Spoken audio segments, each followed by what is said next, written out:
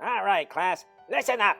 Today we're going to start talking about gas laws. Very important gas laws, such as number 1, beans, the musical fruit. This is very important. You should not forget that. Number 2. Number 2. Number 2. If you pass gas in church, you'll sit in your own pew. That's right, folks. Number 3. Blame it on the dog, whenever possible, of course. Unless you don't have a dog, or a little brother, little sister will do fine. That's right. Number 4. Pull my face. What the world is going on, Slim? Why are you up in... Are you recording something? Yeah, I was just talking about gas laws. Important ones like number 5. He who smelt it, dealt it. No, oh, get that off. That is not what we're talking about at all. Come on, Slim. No. Gas laws is in the way that gases behave with certain variables like pressure and temperature and volume. Oh, for goodness sake. Look, would you guys please stick around and we'll talk about the real gas laws pertaining to this chapter. I got one more for you. What are you... Oh! What? How are you even doing that? Silent, but deadly.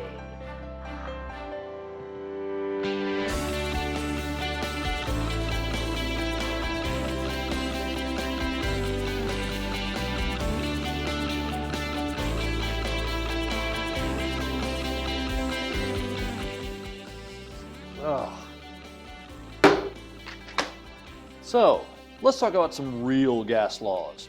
Let's start with the first law, which is Boyle's law. Let me first illustrate it by using this balloon to show that whenever I squeeze this volume in this balloon, I get resistance, don't I?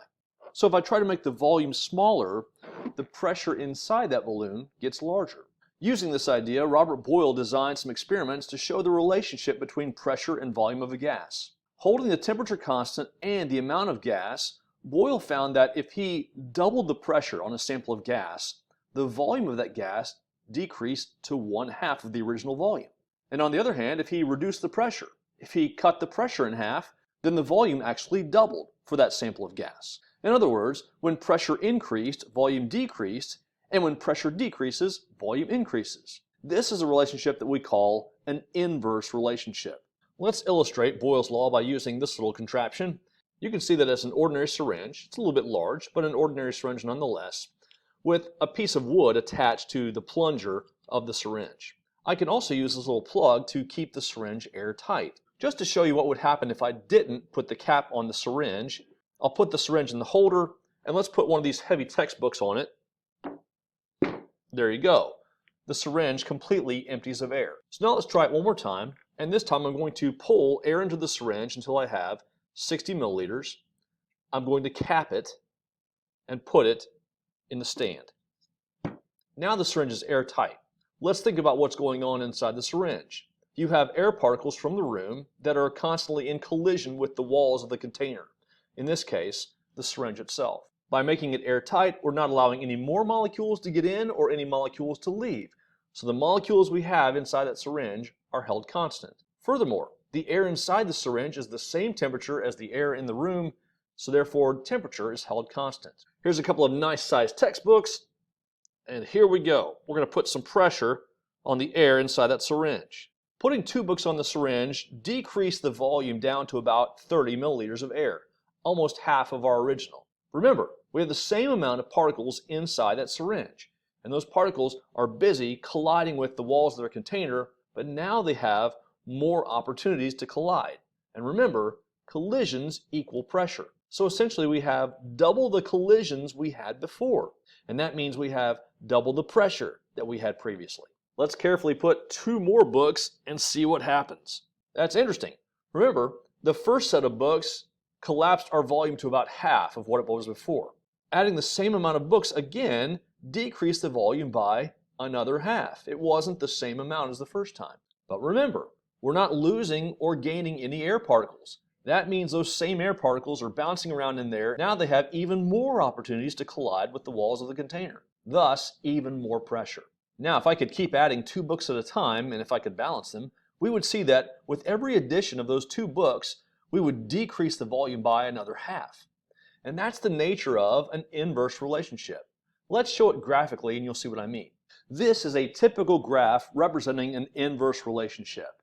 In this case, we place pressure on the x-axis and volume on the y-axis, and we see that with an increase in pressure, we get that inverse amount of volume. By doubling the pressure, we cut the volume to 1/2 of what it was before.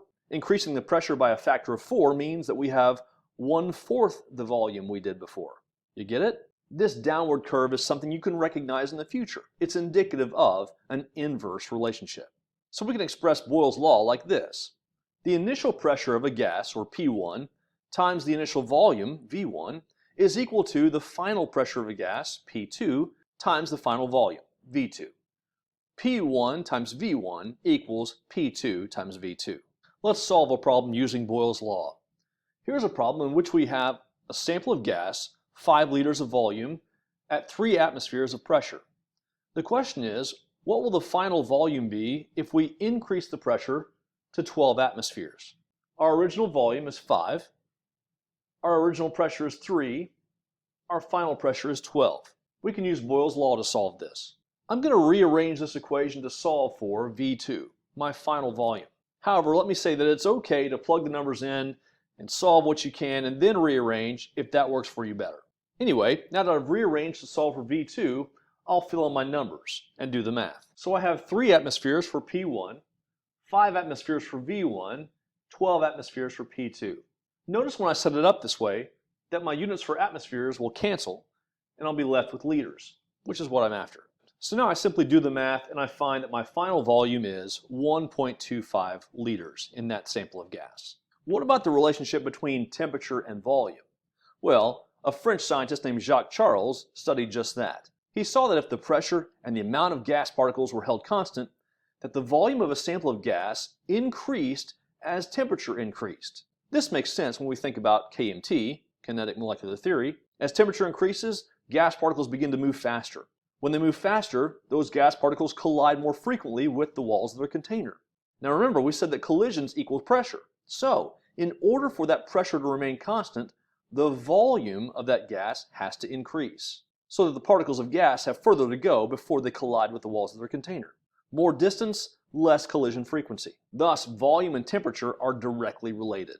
We'll illustrate Charles' law with this flask that's covered with a balloon. The balloon will allow for constant pressure, and since the flask is sealed off by the balloon, there are a constant number of gas particles. The pressure is held constant, and the amount of gas particles are held constant. Let's see what happens when I increase the temperature of the gas particles.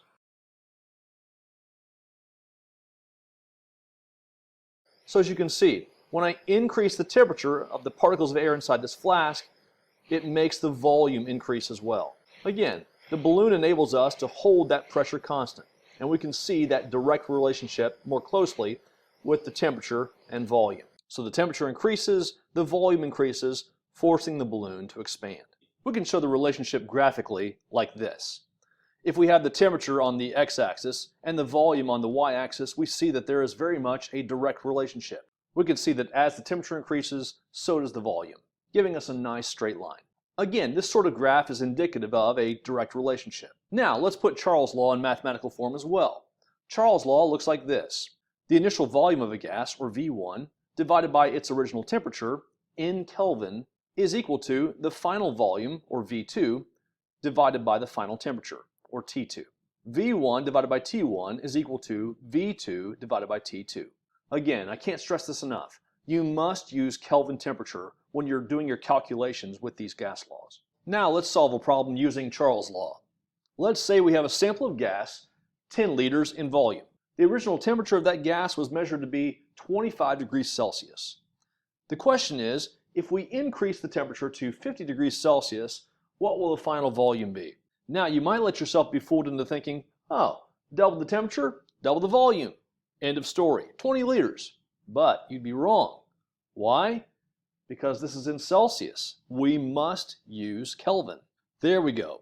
Now we have Kelvin temperatures and we can fill in our numbers in our equation. I've rearranged Charles' law to solve for V2. V2 is equal to V1 times T2 over T1. I was able to get this because when you multiply both sides by T2, the T2 on this side cancels and you have V1 times T2 over T1. Now let's fill in our numbers and make our calculations. And there we go. We have 10 liters for V1, 323 Kelvin for T2, and 298 Kelvin for T1, and that gives us a final volume of 10.8 liters. You see what I mean? If we hadn't changed the Kelvin, we would have been way off in our calculations. You must use Kelvin temperature. Remember when we were illustrating Charles' law with the balloon attached to the flask?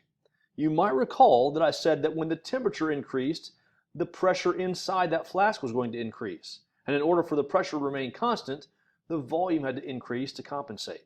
Did you catch it? That's our third relationship, the relationship between pressure and temperature. And it's also a direct relationship. That is, whenever temperature increases, pressure increases as well. Remember that you're increasing the kinetic energy of those particles, which means they're going to move faster, which means that they will collide more often with the walls of a container, thus increasing the pressure.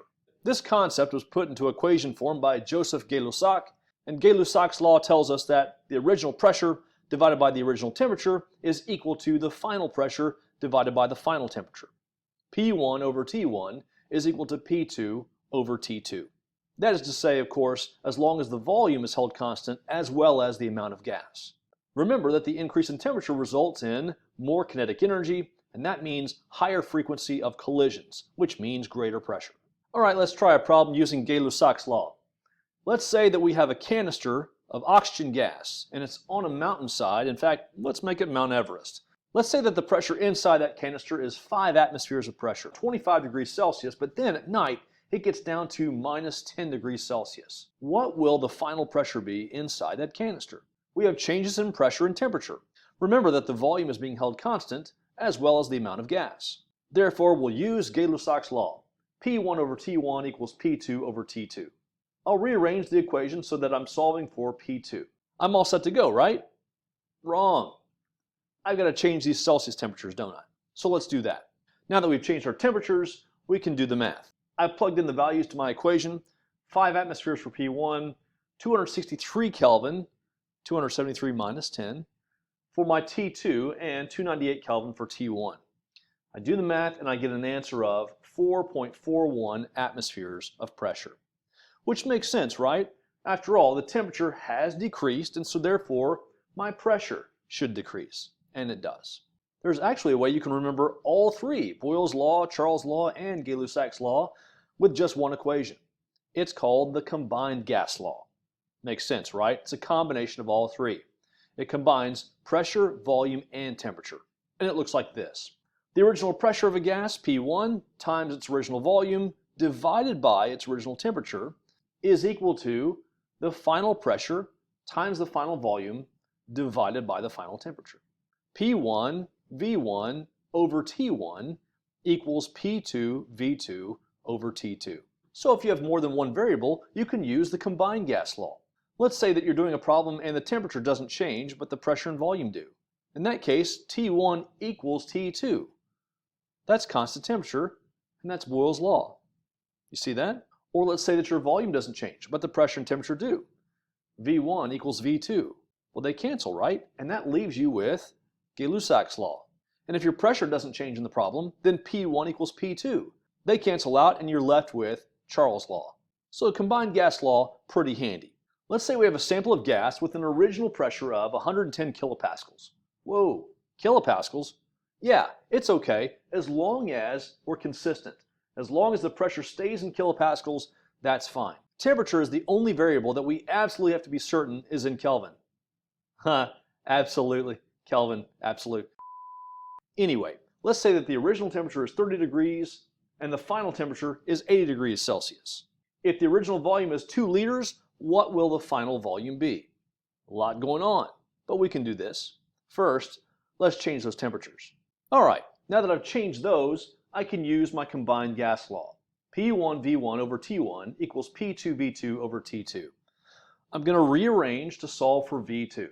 That means I have to multiply both sides by T2. That takes care of that and puts it up top over here. And I have to divide both sides by P2, which removes it from here and puts it down here. Again, you can plug in the numbers first if you like, if that works better for you. So now I just input my information. 110 kilopascals for P1, 2 liters for V1, 353 Kelvin for T2, 303 Kelvin for T1, and 440 kilopascals for P2.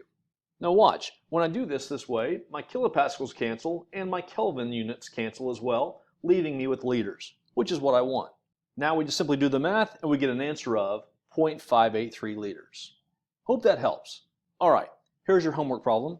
Let's say you have a 500 milliliter sample of nitrogen gas. The sample is being held at a pressure of 108 kilopascals and a temperature of 10 degrees Celsius. You transfer that sample to another flask with a volume of 750 milliliters and a temperature of 21 degrees Celsius. What will the final pressure be of that sample of gas? You can put your answers in the LMS. That's all we're doing for this video. Today we talked about gas laws, and we started by talking about 4 laws. The first one being Boyle's law, which gives us the relationship between pressure and volume for a gas. Charles' law, which gives us the relationship between volume and temperature, and Gay-Lussac's law, which gives us the relationship between pressure and temperature.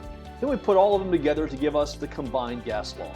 In our next video, we'll talk about a few more variables to consider, and then we'll bring it all together with the ideal gas law. So, hope you join me for then. Until next time, God bless. Slim, put the bean dip down. No, you are grounded. No.